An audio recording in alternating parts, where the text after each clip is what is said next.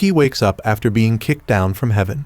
The first thing that appears in his sight is the silhouette of an unfamiliar little girl. The child introduces herself as Kokoro, who has been sent by the goddess Ametsu to protect the main character. She explains that she found Yuki unconscious and surrounded by a pack of fierce wolves. Fortunately, she arrived in time to rescue him, or else he would have lost 2 limbs by now. Kokoro asks for his name. After thinking for a moment, the protagonist answers that he is Yuki. According to the prophecy taught by the goddess Ametsu, she knows that he has lost almost all of his memories, which is why he appears somewhat dazed. But that's okay. She's here to guide the one chosen by the gods. Yuki doesn't understand what's happening, but because Kokoro seems so certain, he just nods as if he understands. Kokoro takes out some food for the main character, while explaining that, indeed, as she said, he currently has no memories. Realizing that she means no harm, Yuki happily takes the rice ball and eats it contentedly. The wolves from earlier haven't given up yet and return to target the 2 of them. Sensing the presence behind her, Kokoro quickly grabs her weapon and stands up. She tells him that these are manageable opponents, and once he accumulates enough experience, he will regain his inherent power hidden within his body. Yuki will eventually return to his days of glory as a ruler, and Kokoro promises to handle all challenges on behalf of her master. Yuki doesn't understand anything, but it sounds very profound. He follows Kokoro, taking a sword and heading toward the wolves with their somewhat dazed faces. Despite his confidence, before he can defeat any of them, Yuki is attacked and dragged away. Their first battle ends in a miserable defeat, and he is rescued again by Kokoro. Fortunately, because he possesses the protagonist's aura, Yuki is unharmed. He gets up and reassures her that he's fine. Just as Kokoro is about to feel relieved, he collapses again. This is harder than imagined. Yuki is still too inexperienced. He only woke up recently and has lost his memories. Now he's like a 7 or 8-year-old child, innocent and obedient, albeit too naive. In another corner of the same mountain, the scene shifts to an orange-haired girl washing her face by a lake. She plans to move to the city center today. Just as she reaches the shore, she hears a piercing scream from somewhere in the air. Running to the source of the sound, she encounters 2 men, one fat and one thin, with the smaller one crying while holding the other on the ground. The thin, tall one points to a distant ancient tree, saying his older brother has suddenly fallen ill. The medicine is in the bag under that tree canopy, and he hopes she can help retrieve it to save a life. The kind-hearted girl doesn't think much, hurriedly running in the direction he pointed. As soon as she turns her back, the 2 men break into wicked smiles. When she returns, the girl finds they've taken her belongings and run away. As for Kokoro and Yuki, the 2 move toward the city where many residents live. Yuki looks around with a strange gaze, and knowing he's confused, she explains, "In this world, there are many races such as humans, beast men, and even demon races, along with many other species. As for Kokoro, I'm not a human but an elf. Landon is known as the largest nation on the continent, and where Yuki stands is its center." Kokoro explains while glancing around, and when she looks back, Yuki is gone. Catching sight of him, she immediately runs over. It turns out Yuki is paying attention to a food stall. The shopkeeper looks at the 2, thinking they're a cute pair of siblings, but after hearing her explanation, changes it to a couple. Yuki, oblivious, doesn't explain but just stares at the menu in front of him and orders 2 portions with the most delicious names. Kokoro indulgently gives him money, but Yuki puts it in his mouth. She patiently explains to her clueless master that this is money used for transactions, very important and not to be lost or dropped. They receive their food and sit on a long bench to enjoy it. However, a more difficult problem arises. They don't have enough money for lodging. The sun has set, and Kokoro is about to turn away to sell the magic staff her father gave her for money, but he stops her. With that familiar smile, the 2 end up making a campfire and sleeping temporarily on the mountain that night. Just when they thought they would have a peaceful night, the 2 wolves return. Though ugly, they are more persistent than anyone. Yuki must have a powerful attraction for them to choose him as dessert 5 or 7 times. Kokoro feels extremely guilty, and the next morning gives him her entire purse to spend, while she must find work to increase their income to properly care for her master. Seeing his still puzzled expression, she worries that she hasn't given him enough money and promises to meet him at the same place in the afternoon to give him more. Just as she's about to turn away, Yuki hugs her tightly. Yuki has been taught to value money because it's precious, yet Kokoro still throws it into his hands. Yuki can't say much, only able to communicate with her using basic vocabulary, but Kokoro understands he's grateful to her. Yuki says he also wants to work, so the two head to an inn in town. Here, a beautiful girl named Karen who works in management comes to greet them. A large board displays various tasks with vacant positions. Kokoro notices a monster extermination mission, which happens to be her specialty. But with their current level, this isn't a mission they can take on yet. Finally, Karen finds a suitable job. It's a task to collect a certain amount of mushrooms growing near the Gato ruins, perfectly suitable for new workers. Their eyes light up, and they quickly express their gratitude. The scene returns to the orange-haired girl. She's still very worried about the chronically ill brother from the other day, as well as her lost swords. She completely doesn't think the other party had ill intentions. Coincidentally, she spots the very subjects she was just thinking about a short distance away. The girl happily runs toward them. The two young men, thinking she's coming to catch them for theft, run away frantically, hiding under a tree canopy in the forest. Thinking they've successfully shaken off the owner of the precious sword, they clumsily emerge. But when they look up, what meets their eyes is a terrifying sight. Kokoro and the main character coincidentally arrive at this garden for their mission, and after she shows him how to pick mushrooms, they split up to handle things themselves. Kokoro accidentally encounters a strange mushroom that keeps saying puchai puchai, so she calls it puchiko.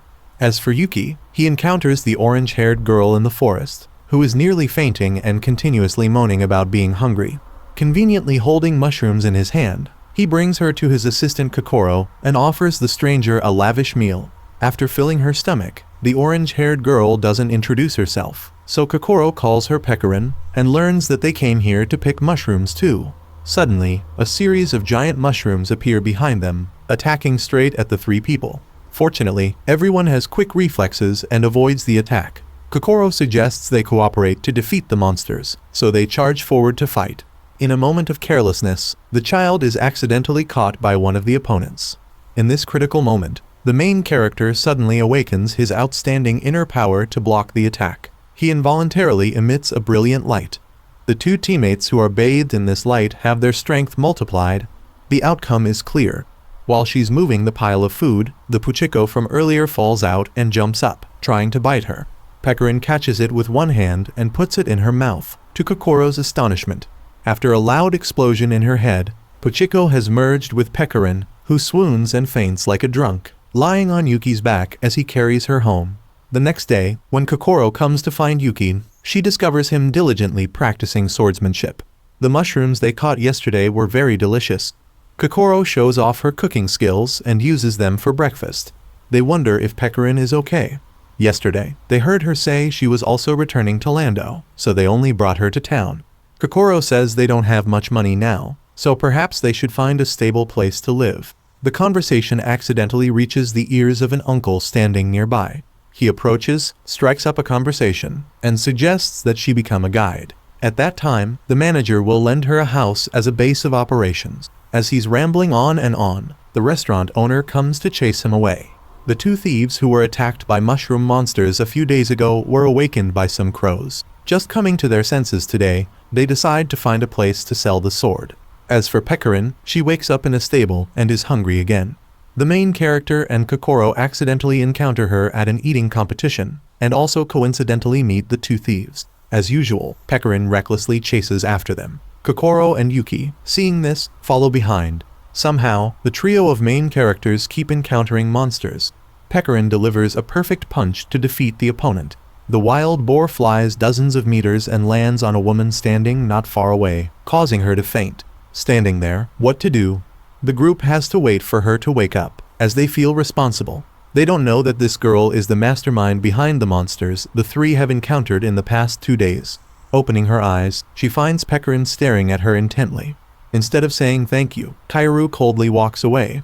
Has Pecorin really lost her sword? Isn't this a good opportunity for her to take down that little girl? Kaoru sits on a tree, muttering to herself. By chance, she spots the two sword thieves passing by, and then suddenly from the sky, a huge dragon swoops down and snatches them away. Don't misunderstand, Kaoru isn't involved in this. However, it looks interesting. That dragon is quite useful, isn't it? She directly returns to find Pecorin and shows the three where the dragon is hiding. Kokoro suddenly remembers the mission from the inn the other day. Below, it clearly states that the reason for its appearance is that dragons like valuable things, so they often linger around Lando. Each with their own intentions in mind, they set off to the cave where the dragon is sleeping. It's very large, and the sword is being tightly clenched in its mouth. That's difficult, isn't it? Kaoru leaves everyone to handle it themselves and hides. Yuki comes up with a bold idea. He chooses himself as bait. Kokoro will support, and Pico will directly attack. However, the situation isn't very favorable. Half of the plan has succeeded, with Yuki neatly lying in the dragon's mouth along with the sword, but no matter what Pico does, she can't pull it out, and is even dragged up into the air, spinning around several dizzying circles. Pico loses strength and falls out, but thanks to the head of the fat thief, she manages to hold on. At this moment, Kaoru, right below, uses magic on the dragon, controlling it to keep moving so Pico will fall. Just as she's about to succeed, Yuki uses his cloak to cover the eyes of the beast, causing it to lose direction, giving Pico the opportunity to strike back. The dragon can't withstand it and falls straight down to where Kaoru is standing. No wonder people often say karma comes quickly. It's all about reaping what you sow. The spell in the dragon's eyes is broken, and now all beings are equal. It wakes up and reaches out to kill Kaoru, but Pico timely blocks the attack for her. She retrieves her sword, ready to fight.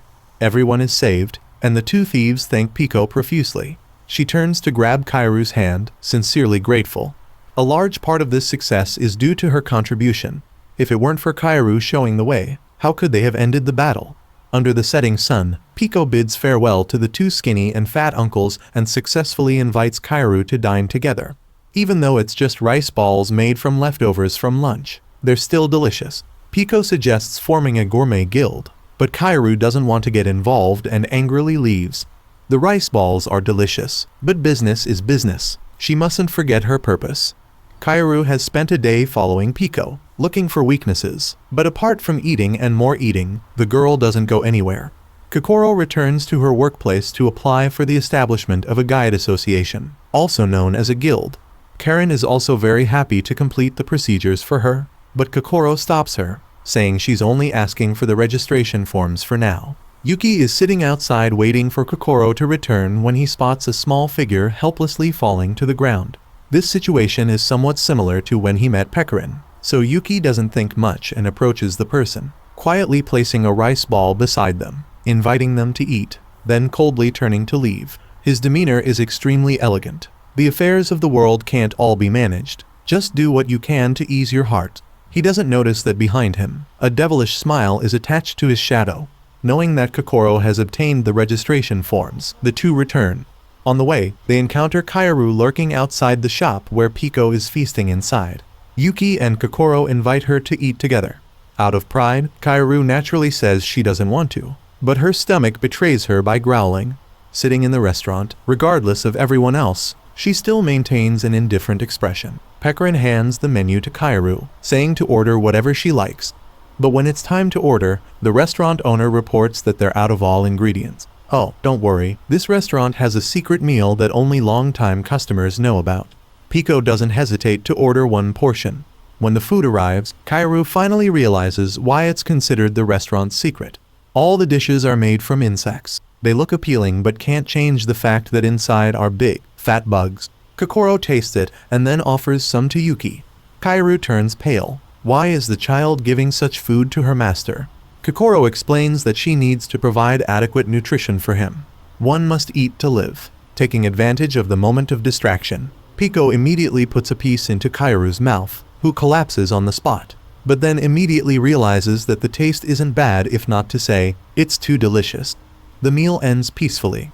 At this point, Kokoro slowly takes out the notice of registration to join the club. Once again, she hopes they can form a group together. Pico immediately jumps up and runs to hug Kokoro. What a good child. As usual, Kaoru coldly stands up and refuses to join. She says she's not interested, though she thanks them for the meal. As she walks away, Kaoru reproaches herself. Her mission is to eliminate that little Pico, so how can she have time to sit and eat together like that? She even found the bugs in her mouth very tasty just now. She picks a tamarind fruit from a tree and puts it in her mouth, feeling the familiar sour taste, happily wanting to pick more when suddenly a voice comes from behind. Looking back, she recognizes it's an acquaintance. The other person questions her for being too idle, spending time enjoying life while letting the mission go nowhere. She angrily walks away, not wanting to argue further, with the eyes behind still following the unyielding cat. Another new day. Today Pecorin comes to tell her friends that the restaurant owner from the other day has invited her to work for them. He said the girl has the potential to master the secret menu, and directly hired Pico. There's nothing better than that. She just happened to be out of money for food anyway. Being able to work in a place full of smells and spices like that, Pecorin loves it very much. She can earn money while satisfying her passion. Kokoro tightly grips the registration form behind her back, no longer excited, not even bothering to take it out. Pico's first day at work goes very smoothly. Customers like her because of her enthusiasm and positive energy that ignites the atmosphere of the restaurant. Kokoro sighs deeply. It seems the road to establishing a guild is still far away. 3 little girls enter the restaurant. Pecorin goes to greet them and recommends the restaurant's best seller. Outside, Kaoru paces back and forth in front of the shop. Yesterday, her superior had ordered her to stop the assassination mission immediately. The situation has changed somewhat, but later Kaoru received some words of encouragement, so she regains her spirit, trusting that the gods above will always bless her actions to succeed, and opens the door to enter. What meets Kaoru's eyes is the scene of Pecorin preparing to feed innocent, pure children fried shrimp. What is this behavior? Seeing Kaoru, Kokoro holds the registration form and sidles up to her, but she is discovered and immediately scolded. But then Kaoru suddenly remembers that her purpose for coming here is to become a member of the guild. She clears her throat twice and starts rambling on the subject. Kaoru has changed her mind. She wants to. Before she can finish her sentence, a big man enters. He uses a rude and arrogant attitude, first confirming that this place sells insects, and his second sentence is to hit other customers who are blocking his way to enjoy his lunch. The big, crude man sits leaning back in a chair in the middle of the restaurant, rudely demanding service. The owner appears like a god who seemingly would defeat this rude big man. But unexpectedly, he has his arm broken by the man as easily as anything. Pecorin, seeing that this rude man is probably hungry, accepts his challenge and stands up to showcase her skilled pan-flipping talents. Actually, Pico has a special talent she hasn't told anyone about.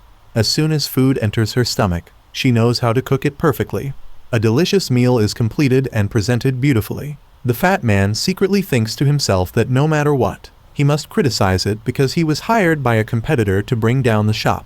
Kaoru absently looks at the registration form that has fallen to the ground, having been lost in thought and now decided to act. The man is about to enjoy the meal when Kaoru tells him to stop for a moment. She will let him experience the taste of heaven in the most complete way. Finishing her words, Kaoru takes half a tamarind fruit and squeezes it onto the plate.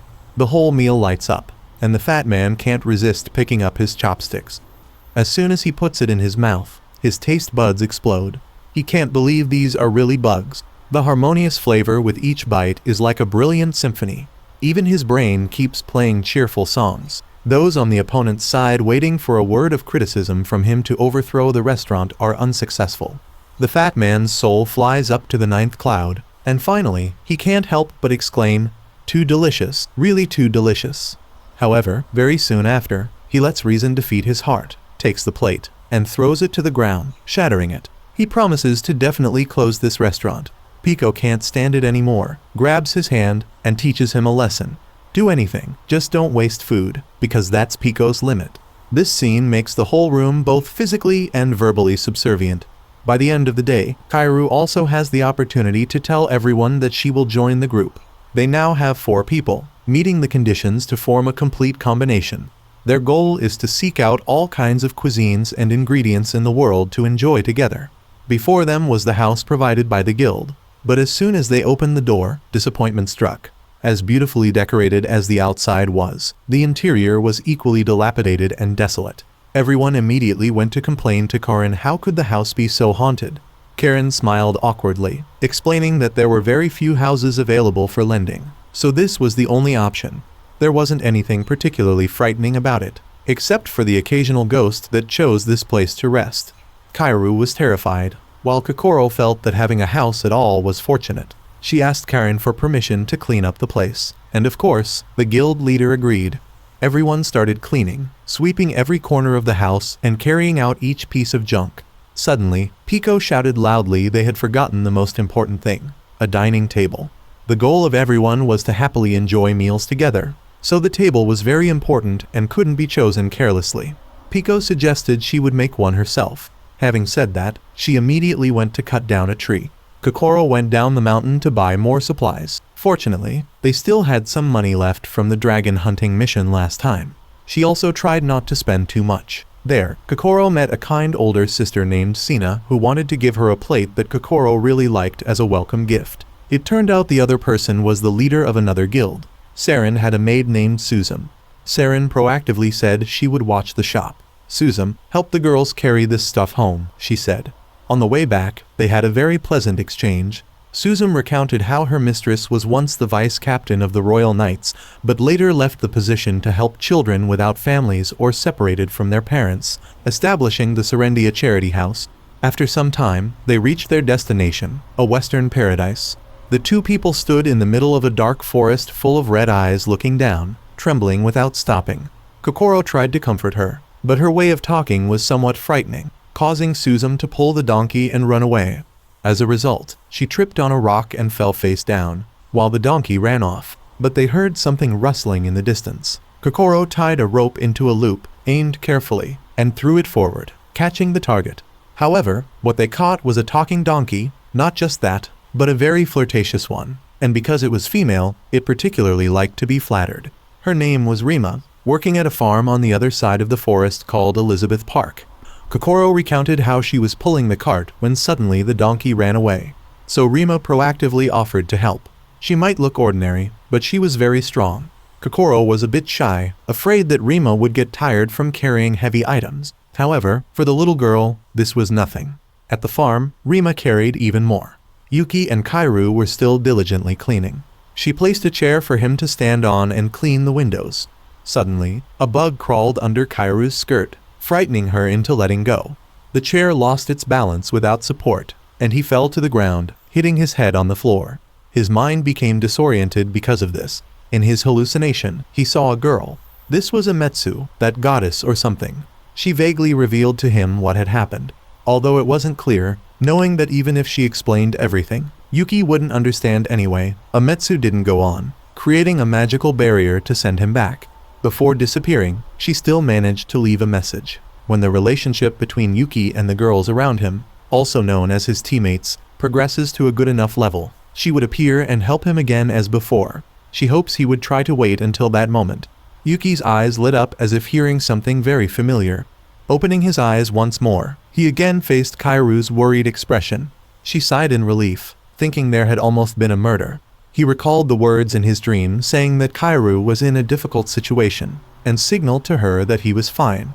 Yuki's mind at this point couldn't absorb many issues, but surely soon he would recover. The handmade dining table was finally completed. Kairu had to praise this little girl. She was really good, not just in cooking. Unfortunately, as easy as it seemed, there was nothing to talk about. The table was too big to fit through the door, so she had to carve it down for quite a while longer. As for Kokoro, they encountered a group of robbers who, seeing Rima as valuable, rushed in to subdue her, wanting to sell her to a circus, ignoring the two beauties on the side. They should have just captured her, but they kept calling her a donkey. As already mentioned, there's no donkey as cute as this. Rima angrily drew her sword and made a decisive move. In the middle of the forest, a flame erupted as if someone had dropped an atomic bomb there.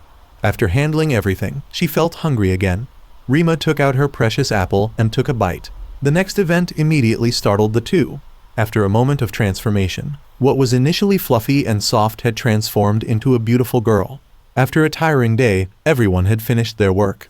Kokoro returned to admire the clean, flawless house with a happy smile. As for Rima, she was taken by Suzum back to her mistress. Thus ended a long day. The next day, Yuki fell ill. Kairu said it was because he always went to sleep with wet hair. Pekarin cooked porridge and brought it out, saying she'd heard that eating it hot and sweating would make one feel better. Pico, porridge is warm, not boiling water. After just one spoonful, Yuki's soul seemed to leave his body. The heat that the bowl of porridge brought had such a terrifying destructive power that even the sick Yuki had to jump up. Pekarin coaxed him like a child, saying, "Eat up to grow quickly or you won't get better," then fed him another spoonful. This was no different from medieval torture. It was even more brutal. Kaoru couldn't stand it anymore and said they were spoiling him too much. A man just needs to sleep one night and he'll be fine. Seeing him struggle, Kaoru came over to check. Just as she touched his forehead, she jumped back. The heat was like having the sun on his head. It was no joke. This was too dangerous. Kokoro was making medicine that she used to drink back in her village. Was it credible? Why did this folk medicine even have insects in it? No joke. Pico was planning to put bugs in the porridge. Kaoru held her head. Don't think everything can be solved with insects. There's no other way. We have to take him to a proper hospital, or else these two will care for him until there's only a dried corpse left. But Kaoru didn't know where the hospital was. Holding a huge map, they decided to just turn into some random place. Here, a girl who looked like a witch greeted them. In the attire of a doctor and nurse, it was indeed strange, but she seemed to examine patients properly. Pecorin had to remind Kaoru not to judge people by their appearance. The doctor asked Yuki to take off his shirt for a full-body examination. After tapping around for a while and lifting his arms, she saw something and immediately requested to arrange for surgery. What? Was it that dangerous? Silence all around. Watch this doctor here and see what she can do to make this young man feel 3 times better, she said. Quickly, he was placed on the operating table with both his hands and feet tied down. Outside, Kokoro couldn't help but cause chaos in the hospital because she was too worried. Kaoru reproached her. This kid gets all worked up whenever something involves him. We're in a city clinic after all. Stay calm to solve problems. Suddenly, some loud, ear-piercing noise rang out from inside the room. The three turned pale, and Kokoro panicked again. If Pecorin hadn't stopped her, she might have burned down the place. Suddenly, a skinny man ran past them, tripped over them, and turned back to scold them, as if there was no place to stand right behind him but to crowd the hallway like this. Wasn't this the troublemaker from the fish stall the other day?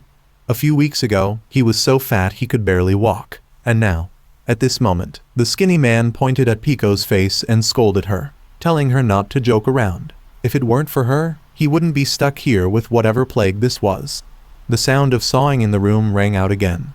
Perhaps the surgery was happening now. He recalled in fear. This was the moment. If he missed the opportunity, he would never escape from hell. This wasn't a hospital but a prison. No more talking. While those demons weren't present, he had to escape first. They didn't understand anything, but perhaps they should transfer Yuki to another hospital. A rumbling sound came from the end of the hallway. From the alley where the skinny man had run in, a girl stepped out holding an axe, and behind her was an unconscious man. He was being dragged across the floor, taken back to his place with a powerless body unable to resist. The three trembled as they looked up at the sign in front of the operating room. Kaoru turned to ask the nurse from earlier what disease Yuki had after all, but she didn't answer. Today, the patient's family is taking him home. Kokoro directly fainted. Who would have thought things would turn out like this? Since forming the guild, all they'd seen were crazy events. Now that little Kokoro had collapsed too, they were completely out of options. At times like these, one must eat a hearty meal to stay healthy. Eriko was the name of the scary girl who had dealt with the patient earlier. She was walking on the road when she heard a call from a fortune-telling stall by the road and went in. The woman said she wouldn't charge because her father wanted to read the fortune of the fated person, Eriko. On the table was a skull, and the soul inside it jumped out and invited Eriko for afternoon tea. She angrily gave the pervert a slash. In this world, she hated this kind of joke the most. She had to teach him a lesson to improve. The skull quickly became well-behaved and started fortune-telling. You're looking for your destined half, aren't you? That day is approaching. Destiny will appear before the young lady with warm breath. On her way back, Eriko was very happy. She didn't know what attraction she had that perverts kept seeking her out. The commonality was that they all received a slash from her. Perhaps today she wouldn't meet her true love after all. Eriko passed by the door of the operating room from the morning, but the gasping sound inside made her stop. Yuki was breathing like a fish out of water in the dark room. Opening his eyes, he saw Eriko's face right in front of him, making it hard to breathe. The next morning, the girls at home had also woken up, worried about whether Yuki had recovered. The doctor was too eccentric, making Kaoru very concerned. After breakfast, they would visit him in the hospital. Who knows, maybe Yuki was already healthy and crying for food in the hospital. But he wasn't just not hungry, he was nearly scared to death. Eriko was looking at him with her bright red eyes, holding a steaming plate of rice in her hand. Yuki looked at this scene with terror. Pico and the others were just setting out now. When they reached the hospital entrance, they discovered many people gathered there. All rogues. They said this hospital had stripped them of all their belongings. The girls were crazy to try to steal from them. Nurse Nanaka said she wasn't interested in people from the other side of the city, so they shouldn't try to attract attention anymore. This made them even more furious. That thief Eriko must be here, right? What greeted them was a sharp axe blade. So noisy in the morning, like a market, Eriko said.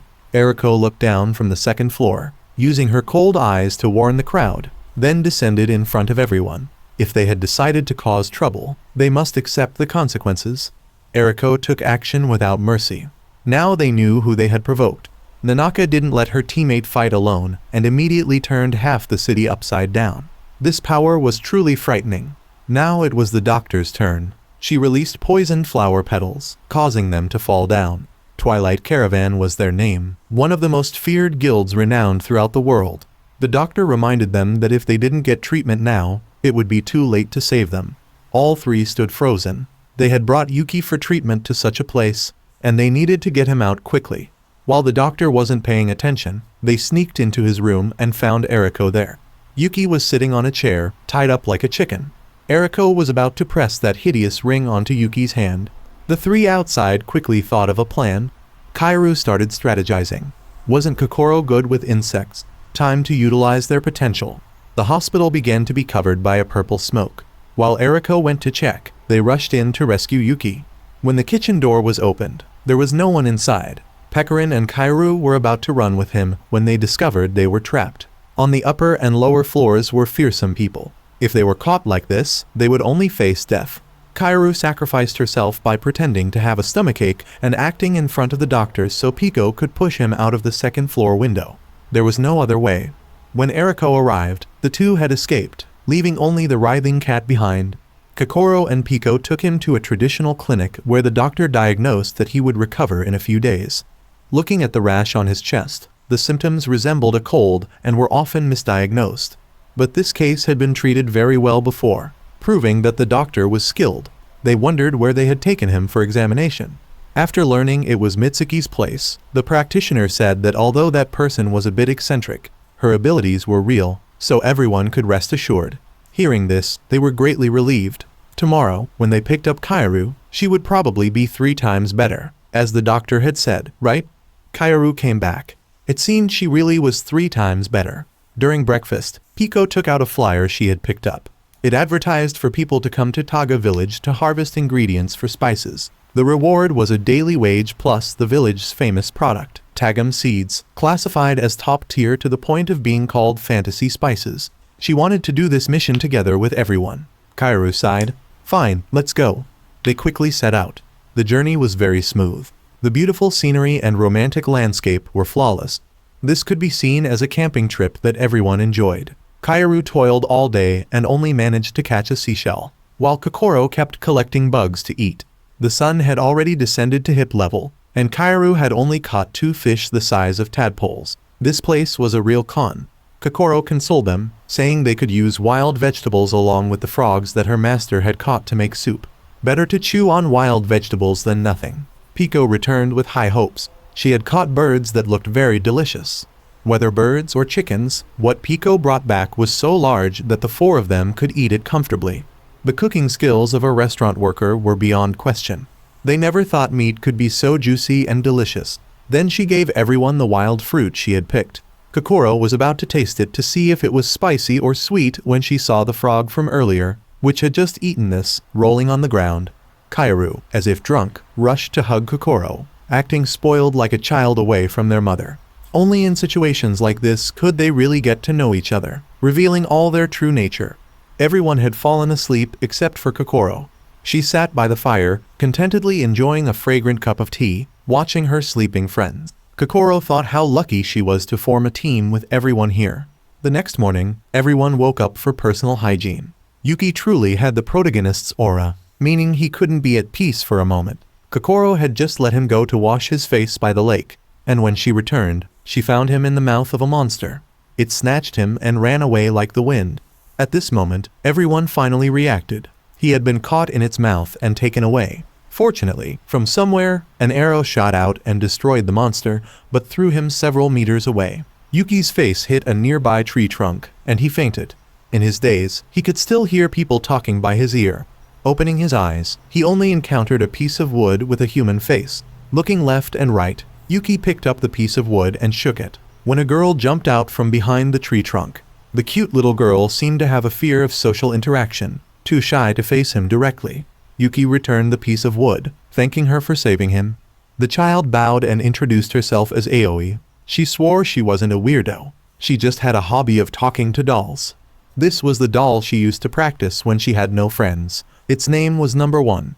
Aoi, although able to talk to animals and plants, had no human friends, so she had always wished to find friends.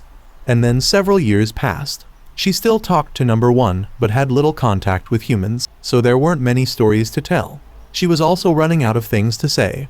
Aoi blamed herself, saying that for someone like her, wanting to find friends was still 10 years too early. Yuki stammered out a couple of words. Aoi thought he was lonely like her, someone who wanted friends but had none, and happily jumped right into his situation. They would become friends and form a team. Aoi asked Number 1 if it had thought of any good names, then talked to herself and answered immediately.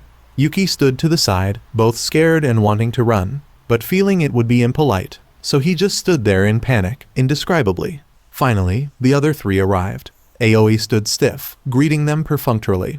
They continued on their journey while Aoi followed behind. Kaoru wanted her to walk alongside them, but she shyly declined. Pico said it was fortunate they met Aoi just as they arrived at Taiga village for harvesting. They had already reached the place. A beautiful girl came out to welcome everyone to Taiga village. The first question they received was asking for their group name. Kokoro froze. She hadn't thought about naming the group. Pico saved the day, saying their guild was Gourmet Palace. The other person introduced herself as Misato from the Forester Guild. Besides her, there were other girls in the village named Hizun, probably wandering around sleeping somewhere. Misato said that later, the Elizabeth Park Guild would also arrive to support. Everyone could wait a bit. Kokoro remembered that was the guild of the sweet older sister who had helped her when she went shopping not long ago. Meanwhile, Rima and her guild were on the move. The guild had 4 people. When they were preparing to rest, they encountered a very strange phenomenon. There were dark shadows appearing, with shapes no different from their own, and even matching magical power. It was terrifying, like looking into a mirror. The Gourmet Palace wandered around the village and discovered a girl floating in the sky, dozing off. Even when she hit a stone pillar and fell to the ground, she still slept soundly. Pekarin woke her up, asking if she was okay. It turned out to be Hatsumi, also from the Forester Guild that Misato had introduced. In the forest, Rima and her teammates skillfully defeated the strongest member of the opposing team, the fake Rima. Just when they thought they would win easily, a supernatural force rushed in, beating everyone up. It was Christina, Kairu's teammate, but not sharing the same aspirations. Hatsumi talked about her younger sister. The child loved books very much. Her name was Siorin. She was someone who, even when weak, could focus on reading books until late at night. Hatsumi had bought new books, waiting for the day to see her sister again. She and everyone else had no idea that at this very moment, the sister they were longing to see was facing a great disaster that would be hard to overcome on the other side of the forest. The 4 members of the Gourmet Guild were in the field early in the morning to begin harvesting fruits. Though the sun had just risen, everyone was extremely cheerful and full of energy. Kokoro picked up a handful of soil. This place had very good drainage systems. Surely the people had been taking care of the land every day.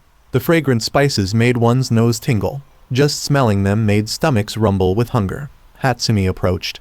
Today she wasn't sleeping on the streets anymore because whenever she used her superpowers, she would lose energy and fall asleep. So she had locked those powers away. Everyone was startled upon hearing this. It was the first time they had met someone with superpowers, not magic or sorcery. Misato consoled her, saying it was okay. Hatsumi didn't need to worry. It seemed they were all good people, so as long as they kept the secret, everything would be fine. The sound of villagers shouting attracted everyone's attention.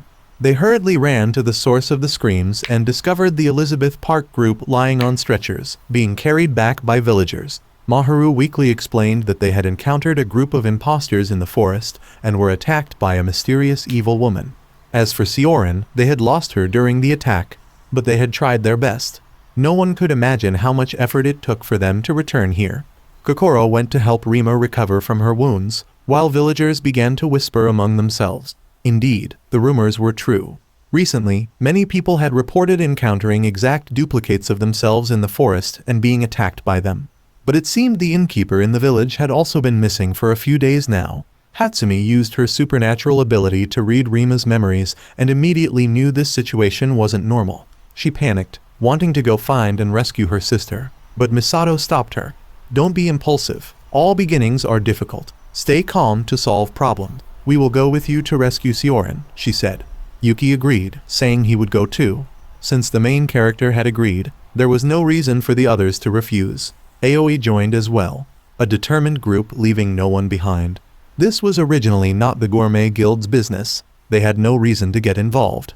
But their conscience wouldn't allow the whole team to ignore it. They didn't know that in that forest, an elaborate and powerful plan had already been set up, just waiting for someone to fall into the trap. Pico turned to invite Kaoru to join them on the journey, but discovered that she had already left some time ago. Meanwhile, let's call this opposing character with a temporary name, the antagonist. After hypnotizing a villager, she sucked the soul into her body. Without saying more, we know this person will cause difficulties for the main characters in the future. Rima had recovered after receiving treatment from Kokoro and returned to the forest where the accident occurred. Aoi sensed that the aura emanating from this place was very strange, as if it was suppressing itself out of fear of something. Hatsumi used magic to fly up and scout, when suddenly a force came from somewhere, aiming directly at her. Fortunately, as her time had not yet come, Hatsumi was unharmed, but the previous attack had drained all her energy, causing her to fall from a height of dozens of meters to the ground. The moment she saw a familiar name, she was bewildered. Sioran stepped out to face Hatsumi. However, something wasn't right. Sioran was changing color from gray to red, then transformed into a bow and arrow to attack her sister. Hatsumi used all the strength she had accumulated in half her life to block the next attack. After turning dark, Sioran was 100 times stronger. The impact from that phase shook the entire forest, burning a not-so-small area to the ground. When everyone arrived, they only saw Hatsumi kneeling on the ground with tears in her eyes. "Stop being dejected," they said. They had to confirm what was happening before the situation deteriorated further. Kaoru stood alone on the hilltop, lost in thought. Who else but that person possessed such power? She feared that if this continued, the village would eventually be consumed. Pico called from afar. Earlier, Pico had noticed Kaoru's terrible expression and was worried something was wrong. She hid her thoughts and rebutted. "You just saw wrong. When is Kaoru not like that? Not everyone is made of happiness like Pico." While the two were talking, another piercing scream rang out, followed by strange and bizarre sounds. Pico didn't hesitate and ran over. The village below had been surrounded by demons. Frightening souls closely followed the villagers. In the moment of life and death, Pico arrived in time to rescue a little girl. An arrow flew toward them. It was Sioran. What was the little girl doing here? Yuki and Rima ran after her and discovered that she was heading toward the village. Just as they were preparing to go rescue everyone, Christina appeared. Rima reminded everyone to be careful. She was the one who attacked the Elizabeth Guild. Chris easily took the upper hand, finding weaknesses and attacking. Yuki ran over to block but failed. Kokoro reacted in time to create a shield for protection. He rolled to the ground and fainted. In his dreamlike state, Yuki met the familiar goddess Ametsu, who woke him up. For the first time, Yuki panicked, asking her to send him back to reality immediately. His teammates were fighting a life-or-death battle down there. He had to return quickly to help them. Ametsu shook her head, surprised that Chris and Yuki had reunited so soon, but likely she didn't remember either. Currently, Ametsu still couldn't intervene in reality. The only one who could save Kokoro's group was him. Release the power of the Princess Knight, the power you used freely before losing your memory. Remember and save them, she said. Even the strongest-hearted Rima had collapsed. Yuki woke up as if by a miracle, without wasting words, released his power to buff energy for everyone. Everyone felt as if they had been reborn, many times stronger. Initially, Rima transformed into human form and boldly attacked. They were about to succeed. Yuki was going for the finishing blow, but Christina was never easy to defeat. She easily blocked Yuki's sharp sword and added a kick that sent him flying. Today, I've gathered plenty of information, so I'll stop here. That little Sioran seems to have been consumed by darkness, but if her consciousness is still there, There must be a way, she said. Pico was still struggling against attacks from the dark power, but of course, she was no match. Kaoru initially just wanted to watch, but in the end, couldn't resist joining the battle. That little kid still hadn't gotten up, and they had to harvest ingredients and get spices for cooking. In the misty smoke rising from the battlefield, Hatsumi descended from the sky, ran into Sioran's subconscious, and successfully escaped. They joined forces to break free from the mind control, liberating the darkness from her soul. The entire group worked together to completely eliminate all threats. Peace returned to the tranquil village with no casualties. After returning from the village, the Gourmet Palace Guild completed many other missions and received praise from Lady Karen, who belonged to the Guild Management Association. They spent beautiful days together, sitting in the large field, which was also the main rice production area of Landosen. Everyone worked diligently. The rice was delicious, but recently many wild animals had appeared in this area, causing people a lot of difficulties. Birds and wild boars kept coming to cause trouble, and despite the farmers' efforts to drive them away, they were unsuccessful. So this mission was to help the farmers eliminate these pests, with the reward being princess rice from this very field. Kaoru couldn't escape reporting back to the Demon Lord about the events in Taga village, her whole body trembling uncontrollably. The queen had given her an additional mission to monitor Yuki and report back. Ending her reminiscence, Kaoru took a sip of water and looked toward the guild. What's the point of monitoring these people, she thought. It seems so pointless. While everyone was focusing on selecting a mission, Yuki noticed a paper posted below, a mission to find a master. Karen stepped forward and told everyone, this isn't an officially recognized mission. Those kids just keep posting it there, even though it gets taken down countless times. Kaoru found this meaningless, and they left, empty-handed today. Yuki still held on to that paper, lost in thought. Just as they exited, he encountered some children making a noisy, pitiful scene. Whoever has the time can care about it. I'm going home, Kaoru said. Seeing this, the children moved in front of her, blocking her way and continuing to cry. The result was still a meeting at a drink shop to talk. It turned out they were the ones who posted that paper. The little ones were very interested in finding a master to teach them to be real adventurers. Kaoru asked why they were so interested in guild activities, and they answered, for the peace of Landosen. Better not to have said anything. Saying it only made everyone present feel more embarrassed. They didn't even know what they were doing. Yet these children were already way ahead. It was embarrassing, not knowing where to hide their faces. Yuki agreed to become the children's master right on the spot. That night, Kaoru lay on the hammock, not knowing what to do. This mission was both easy and difficult. Seemingly easy but challenging, not much different from being a kindergarten teacher. Kaoru denied that she would be a good guide. She didn't like children. If it weren't for the fact that these girls were more polite and well-mannered than many people, she would probably hate them a lot too. Meanwhile, Pico was tinkering with crafts, preparing for tomorrow, and what Yuki would give the children after completing the mission. Pico didn't say anything, but whatever Yuki was making looked a bit hideous. The next morning, Pico's first lesson was treasure hunting. The places marked with X on the map were where treasures were buried deep. Find them and bring them back. Yuki has the responsibility to watch over you.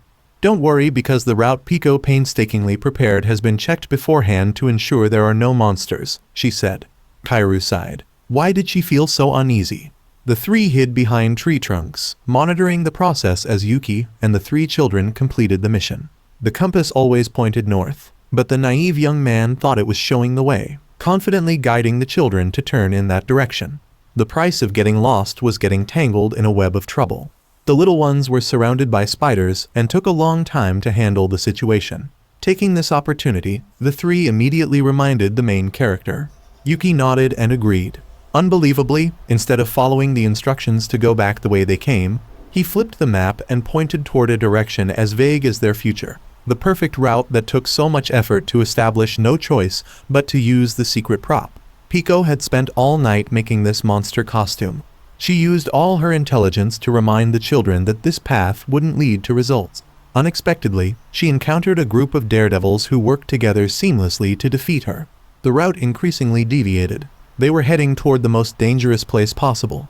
They encountered countless monsters. Yuki couldn't even count how many mouths he had crawled into. Kaoru and Kokoro rescued him nearly to death, sitting and breathing as if being chased by ghosts. Kaoru didn't understand why they had to be the ones so tired. Not giving his teammates a moment's peace, Yuki was very good at creating work for others. He smoothly crawled into the mouth of a bird monster.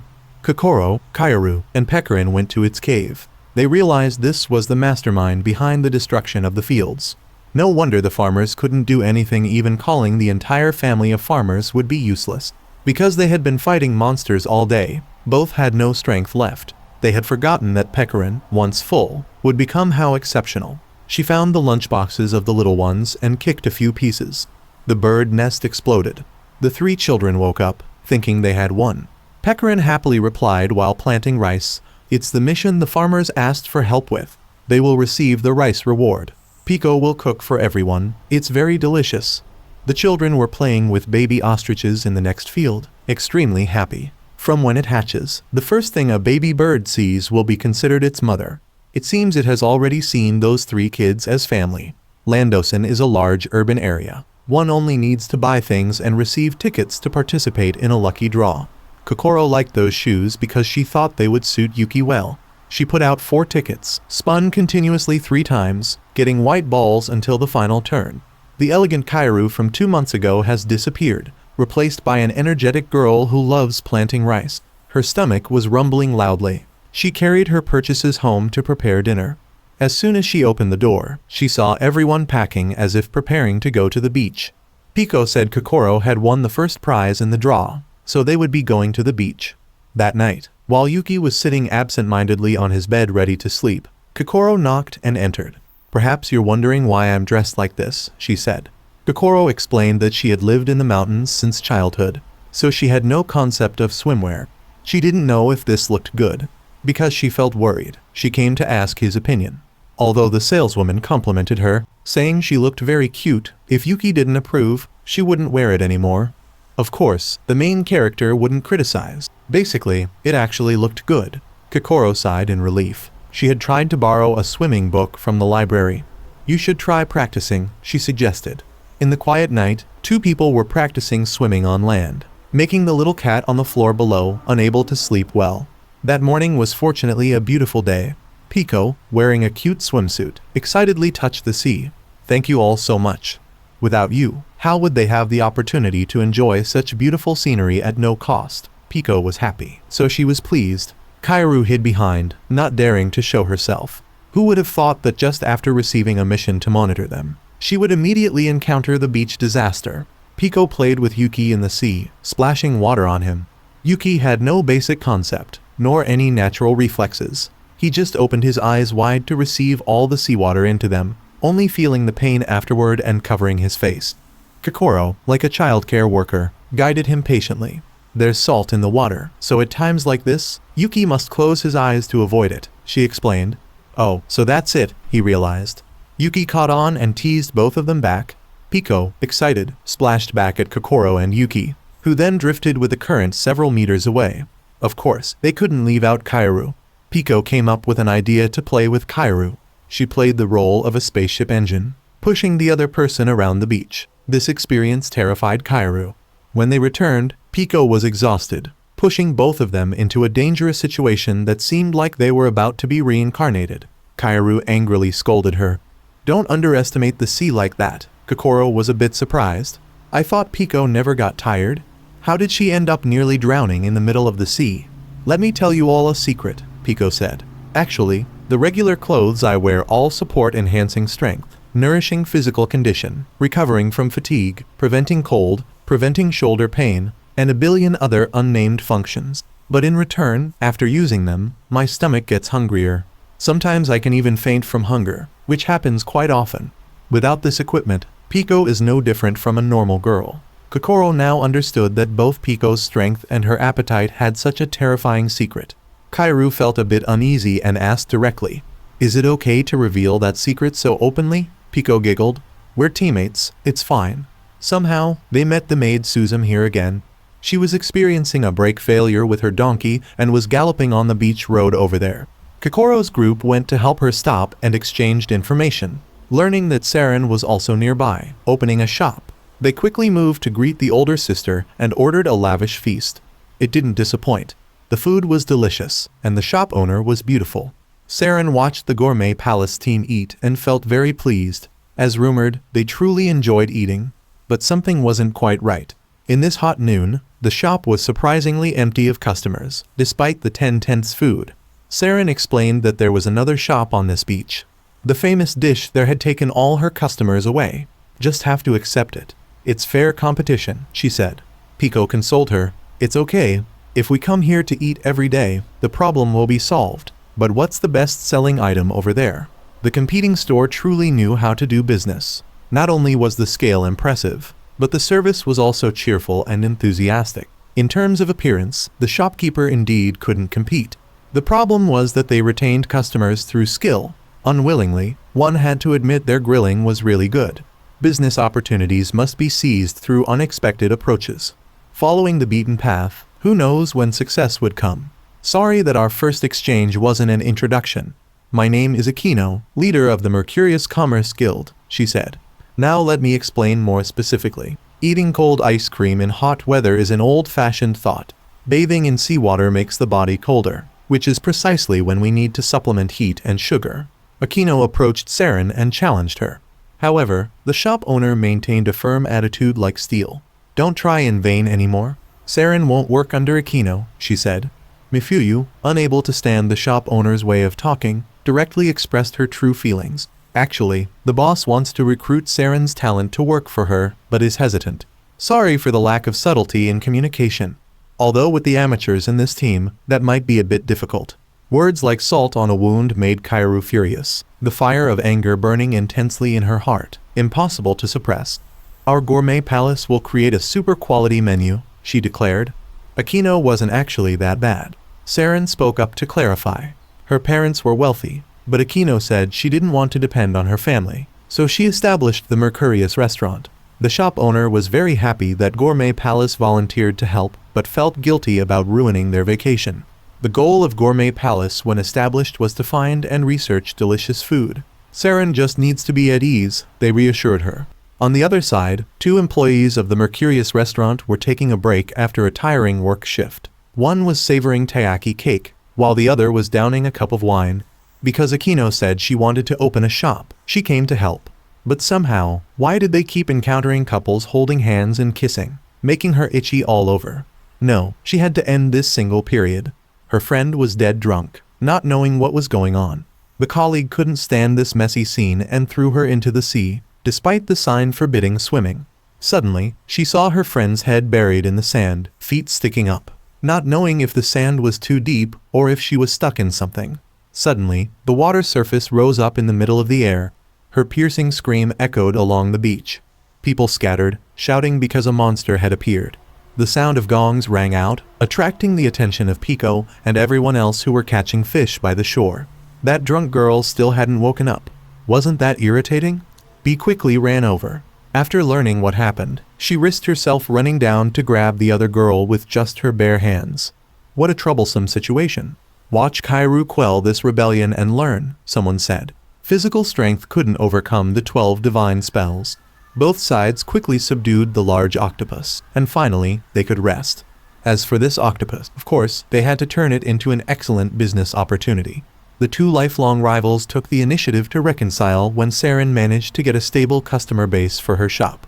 This battle didn't end because one side lost, but because both sides accepted declaring war and peace and were ready to cooperate for mutual development. Kaoru took everyone to explore the seabed, enjoying scenery they had never seen before.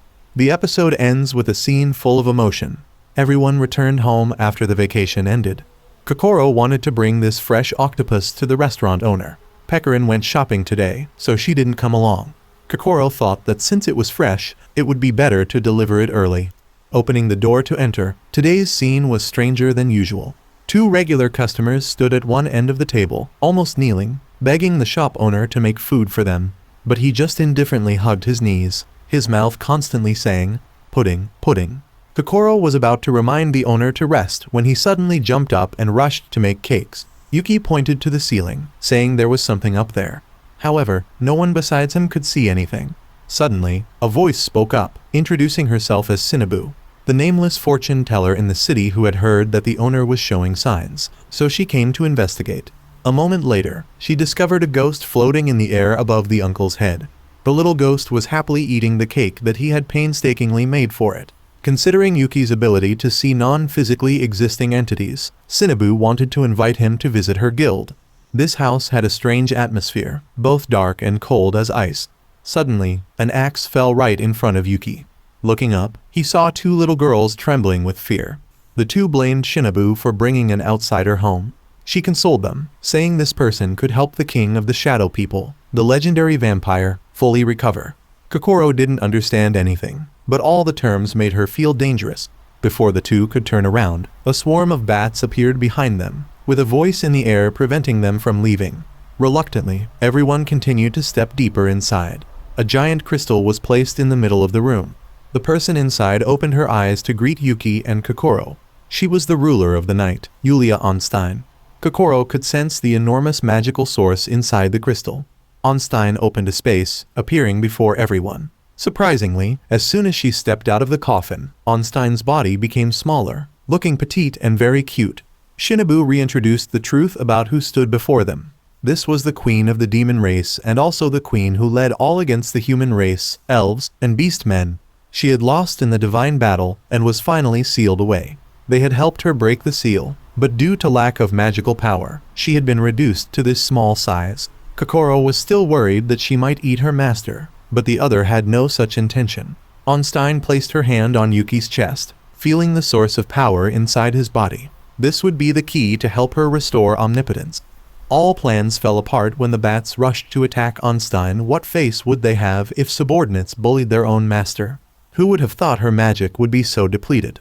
Yuki, seeing her being attacked, went to hug her and ran away. Perhaps seeing her injured touched his heart, as he suddenly awakened his power. The energy emanating from his body directly affected Onstein. She immediately transformed back to her original adult form. Now it was time to show those creatures who their master was. The magical force covering the hills made everyone startled. Now they believed she truly was the legendary vampire. But the show of power didn't last long before she shrank back to her mini form. Kokoro reminded Yuki to leave while they weren't paying attention. The little ghost's pudding had just been knocked to the ground by him. They couldn't just leave like that. The little one would curse them. Kaoru was at home waiting for everyone to return. When she heard a knock on the door, she opened it to welcome them. However, what faced her was a group of frightening demons. "Where did you go to bring back this bunch? What if we all get cursed?" Kaoru cried while speaking. "Come inside first, then we'll figure it out." Kokoro explained everything to Kaoru, but she still couldn't stop panicking. Who would accept that their home suddenly had a ghost? Pico, while shopping, encountered acquaintances. It was rare to see everyone going together. The fat guy mentioned that the owner had been possessed by an invisible entity. Fortunately, little Yuki had resolved it in time, so they were drinking to celebrate. As soon as he finished speaking, he received a pan hit from behind. Pico, on her way, went to help her and her mother, having a very pleasant conversation. Right at this moment at home, Kaoru was in a tangled mess, continuously stirring a bunch of pudding. Kokoro wanted to convince the little ghost that their house had someone who was very good at cooking, suggesting that she should let her cook for her. Of course, Misako refused. When Pico returned, the whole house had turned into pudding. She promised the little one that she would make a super delicious dish, as long as Misako turned everyone back to their original form afterward. Just after trying the first bite, the little ghost transcended, thinking this time she would successfully ascend. But then Pico brought out two huge bugs, terrifying Misako, who returned to land in a minute. Shinobu took the liberty of taking this troublesome kid back. The next morning when everyone woke up for breakfast, Pico couldn't find Kaoru and directly charged in, kicking open the window of her room. Kaoru helplessly looked at Pico, reminding her, "Next time, please respect everyone's private space. Because of you, my favorite teddy bear is ruined now." "Don't worry, dependable Kokoro is here," she said. Everyone went to the market to find materials for repairs. First, they should find materials the same color as the stuffed animal. There were many stalls in the market, so they split up to buy things. Yuki encountered evil energy attacking villagers and took up his sword to fight. Of course, he was no match for it. When the evil spirit was about to hypnotize Yuki, a girl appeared from an alley, easily destroying the opponent and saving him at the last minute. Yuki froze, but contrary to his attitude, the girl greeted him like an old acquaintance. After talking as if they were very close, she finally remembered that he had lost his memory. Before the conversation could go anywhere, another girl had grabbed her and ran away. In a hidden corner, The girl who had just claimed to be Yuki's older sister apologized for being impulsive. They had clearly been assigned the mission to quietly observe from the shadows, yet she couldn't resist rushing out there. Reno was both angry and jealous. She also wanted to talk to him. Maybe she should just go out there and see what happens. After an earth-shaking collision, the little one forgot her recent intention and obediently followed her older sister. Kokoro searched and searched but couldn't find what she needed. However, she noticed an extremely beautiful butterfly that also seemed somewhat familiar. Kokoro chased it into a dead end, where it disappeared. They returned to gather together. None of the three members found what they needed, but everyone didn't give up. Kokoro suggested they split up to search again. Perhaps they had missed something. Kaoru, after finishing cleaning the house, remembered her master's words and went to the queen to report. On the way, she saw wild flowers and picked them, thinking the lady would like them. At the royal palace, Kaoru entered but didn't see the person she was looking for anywhere. She looked around and called for the queen. After a while, there was a response in front of her. The great antagonist was upgrading shadows to become stronger. "How do you like this?" she asked. Kaoru clutched the wild flowers in her hand, her eyes reflecting fear that couldn't be hidden. "What are you planning to do now?" she asked. When that puppet passed by Kairu's bouquet, the flowers immediately withered. Kokoro and Yuki went looking for thread and fabric for patching, but didn't find any, accidentally being attracted by a roadside bakery. Yuki ate sloppily, and Kokoro used a handkerchief to wipe for him. But fearing that leaving it like that would leave stains, Kokoro asked permission to go wash it. She was walking normally when an arrow blocked her path. Kokoro looked at the paper attached to the bough, opened it to read, and saw someone hiding behind a nearby tree. Reno angrily came to question what the girls considered this threatening action to be. She was the servant who walked beside Yuki. Reno jumped up and down. Saizuru, seeing the commotion, ran over to check, and Reno quickly tattled. "There's some girl always clinging to Yuki." Shizuru was indeed much more mature. She came to apologize to Kokoro for the disturbance. It was just because her younger sister was a bit extreme. Kokoro wondered if the two of them knew Yuki. Just as they were about to answer, they realized that the main character had disappeared from the face of the earth, with only a half-eaten pastry lying around. Could he have been captured by the shadow demons? They couldn't rule out the possibility. Lately, mysterious disappearances had been occurring in the city. They had to split up to search. Kokoro returned to find Pico, informing her about his disappearance and that shadows seemed to be infiltrating the city. Although not certain, they couldn't find any other clues. Suddenly, two villagers passed by, discussing some guy who had just caused trouble and was taken away. Without hearing the subject, they already knew who was involved in that mess. After finding this information, they quickly went to that place. Pico kicked the door and rushed in, but instead of Yuki, it was Cherai, who easily handed over the person without any effort. On the other side, the two sisters Reno were fighting with supernatural entities, but also couldn't discover anything unusual. The clues remained at the starting line without moving. They had to post a missing person notice. Karen came to ask, and after learning what happened, pointed out that Yuki had just come by. Yuki, hugging something seven-colored and looking all dirty, walked in. This morning, while eating a hot dog on the sidewalk, he had seen the haunting figure of Eriko doing her shopping. He was terrified and ran non-stop, abandoning everything, then accidentally saw the mission notice on the bulletin board. Thinking it was what they needed to patch the teddy bear, he went to find it himself. Indeed, even if he had lost his memory, Yuki would always help others unconditionally, truly deserving to be Shizuru's most beloved brother in the world. Kaoru silently returned home. That shadow was completely different from the previous ones. Would it be okay? Before entering the house, she adjusted her attitude to be as cheerful as possible, because she didn't want everyone to worry. Yet the house was completely empty. Kaoru's tears welled up. Pico took out today's mission form. Actually, she had gone to the market this morning, but there weren't many items. People said a monster had blocked the bridge, which was a traffic artery, so no one could enter or leave the city to trade. If the Lando authorities took action, everything would probably be fine. But for some reason, the royal troops remained silent. Pico saw it on the mission board and wanted to do it. This was no longer just a dangerous mission but signing a death certificate. Nothing changed. Everyone still accepted the mission as if facing this terrifying monster was a joy of life. Pico outlined the plan. They needed to lure the monster away first to avoid breaking the bridge. Pico's shoulder armor had defensive power, so they just needed someone to wear it and run very fast. Pico knew that Kaoru wouldn't let Kokoro or Yuki do this trick. "This is the last time I'll listen to Pico's crazy schemes," Kaoru said. The monster tripped over a rope stretched across the path. Pico quickly raised her sword for a finishing blow. Thanks to Pico helping the villagers defeat the monster, she became as famous as an A-list star. Praise surrounded her from all sides, making Pico very happy. Everyone was happy because their livelihood was no longer threatened. By coincidence, Kokoro led the group right to the shop where Yuki and Kokoro had tried food on their first day in Landosen. Two female employees coming out made it even more coincidental. They were none other than Rino and Suzuru.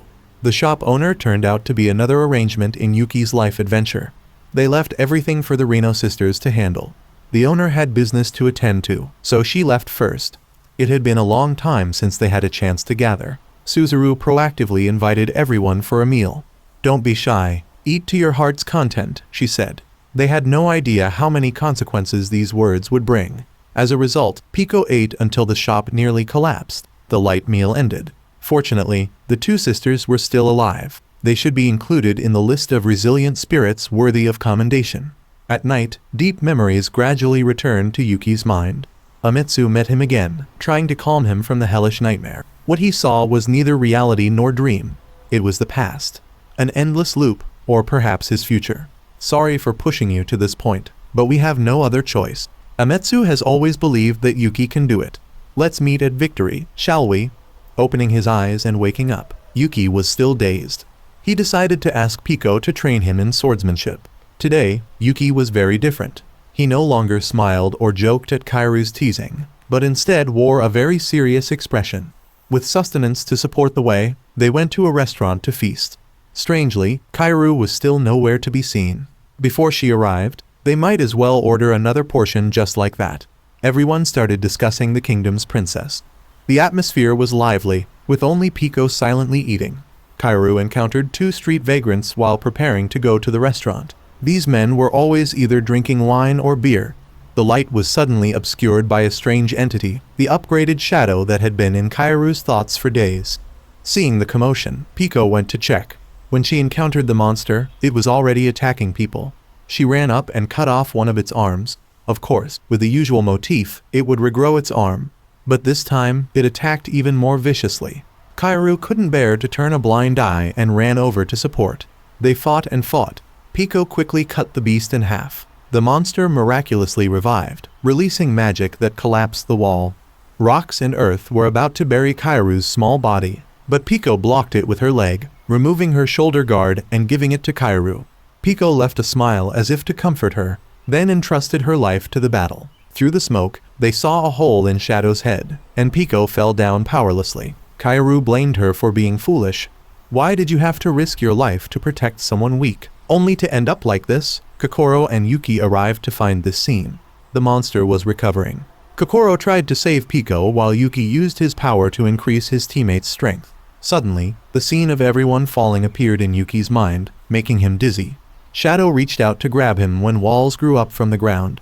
When Yuki opened his eyes again, the surroundings had become desolate. The bread seller appeared. She had been using a fake identity to hide around Yuki. Kokoro and Pecorin had been taken to a safe place. Kokoro and Pico were brought to the Landosen castle. There, Kokoro saw a family portrait with Pecorin in the middle. The truth was unveiled after being concealed by silence for a long time. Pico's real name was Tiana von Ace, the princess of Landosen. Her family wanted her to listen to the voices of the nation's people with her own ears, view them through her own eyes, and experience them herself. When she returned, her father believed it would be time for her to mature and lead the country to a better future. The crown on her head was the power protecting Tiana from danger.